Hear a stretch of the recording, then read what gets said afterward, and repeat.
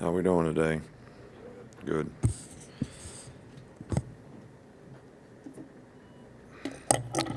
Well, I really don't have any different comments than I had after the game.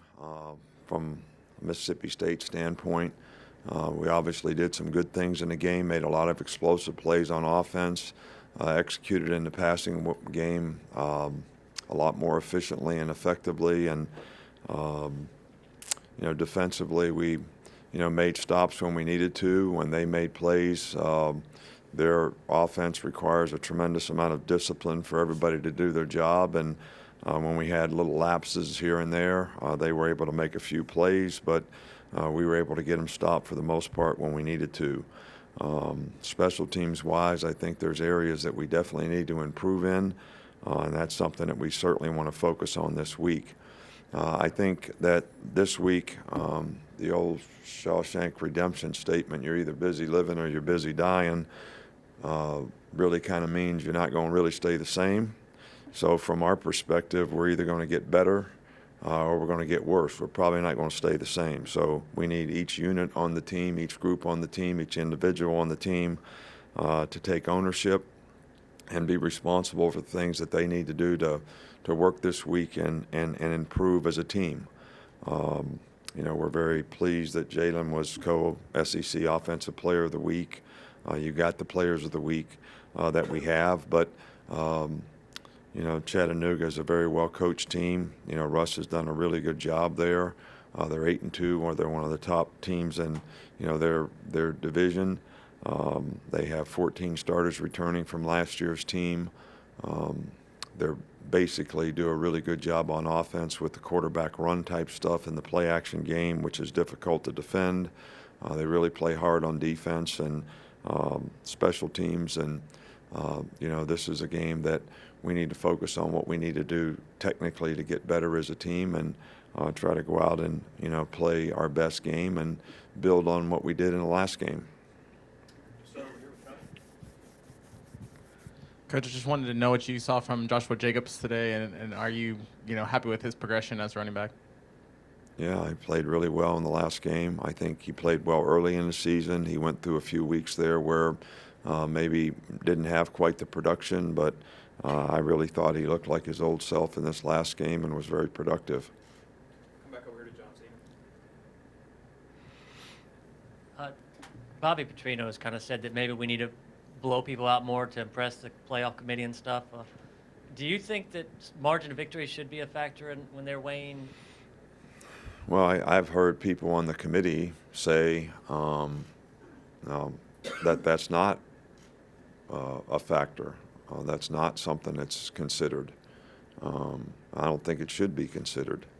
I don't think that beating another team by an embarrassing score really should be something that, from a sportsmanship standpoint or a common respect standpoint for the other team and their players and their families, that's not really something that should be a part of the game. So I'm thinking that it doesn't affect the committee. It's not a criteria, but and I certainly agree with thinking that it shouldn't be. After watching the film, what did you see from right guard with Corrin and Kasher? I thought they both played well in the game and did a good job. So, we'll continue to give them work and reps there. But I thought both guys did a really good job in the game. Back over here with Michael. Having the number 2, number 3, number 4 teams losing the country, does that help? Does that send a message to your team that's on a 22-game winning streak at this point? No, I think, the message is when you win and you control your own destiny. When you don't, you allow somebody else to determine what your fate's going to be. So we have all these teams that lost one game now.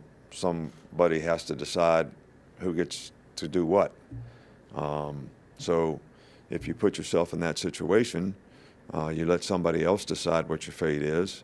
If you take care of your business and do things the way you need to do it, then maybe you can control your own destiny by how you play. and that's certainly much more the way we would like for it to be from our perspective.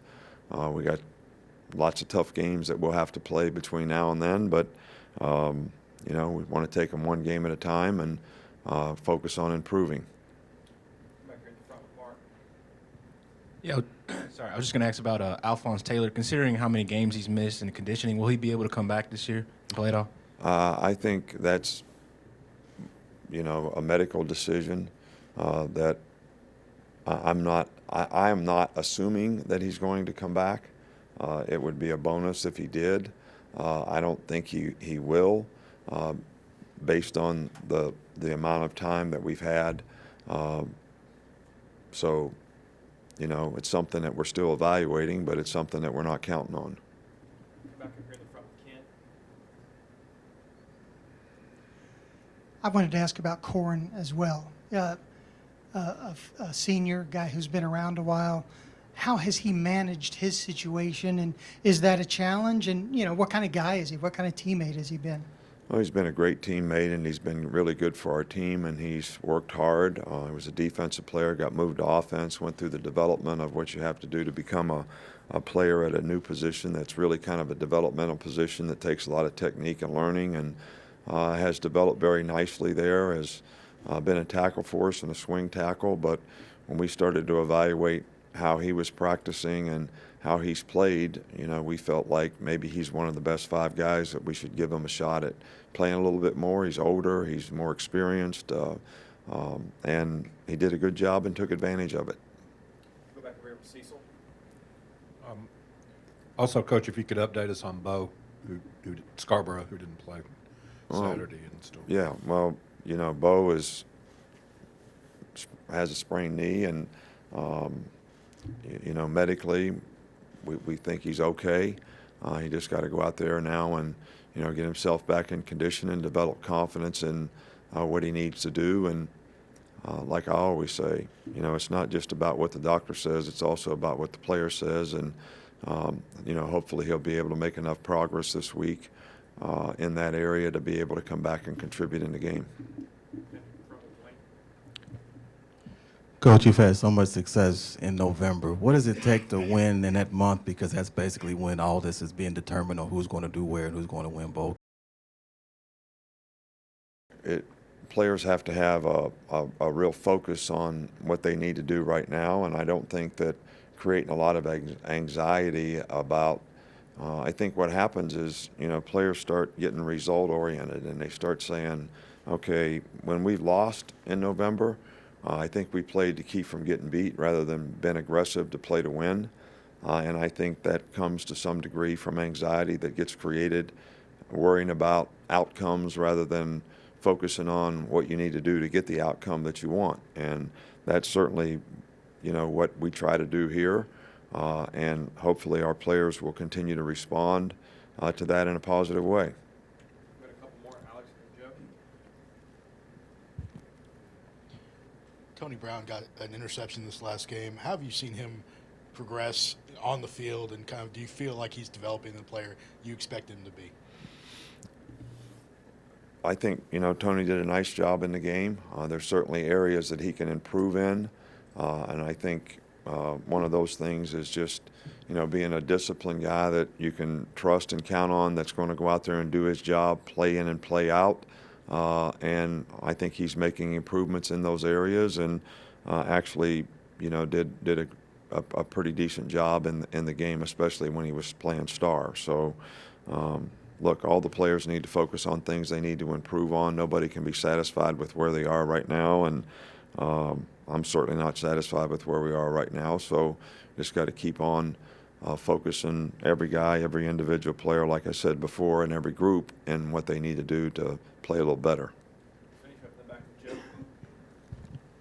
Hey, Coach. This is just another playoff committee type question. Do you think being a conference champ should trump anything else on a resume when it comes to consideration for the playoff?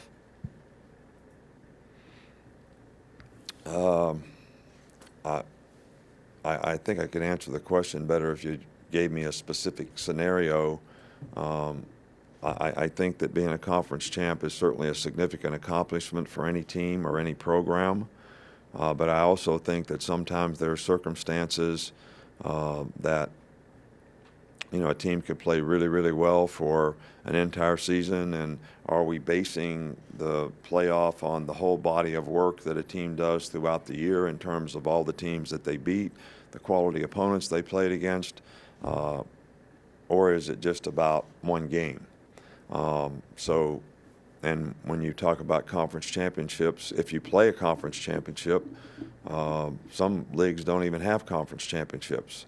So it's not sort of a fair and equitable way if you're going to base that particular group on didn't play a conference championship, so you're doing the whole body of work, then it seems a little more reasonable to look at everyone else's entire body of work when you decide, who the best teams are.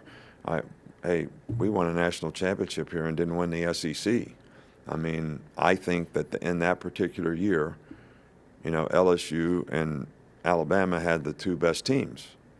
So we had to play in the regular season. So we played 9-6. There are 42 guys, somebody wrote an article, that played in the NFL that played in that game on that field that day.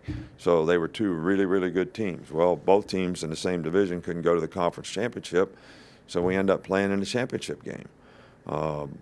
So was that the right thing or the wrong thing? I'm sure everybody could debate that.